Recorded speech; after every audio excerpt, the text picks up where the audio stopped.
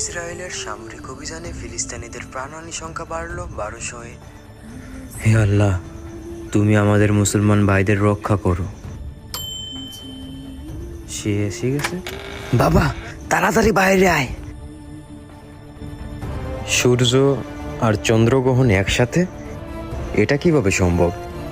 আর আজকে রোজার প্রথম দিন, এর মানে তার আগমন হয়ে গেছে। কে? আমাকে যেতে হবে। আরে কার আগমন হয়ে গেছে বাবা? কার আগমন? ইমাম মাহদী। সে আসবে, সকল যুদ্ধ আর অন্যায়কারীদের অবসান করবে, পৃথিবী ন্যায় বিচারে পূর্ণ হবে।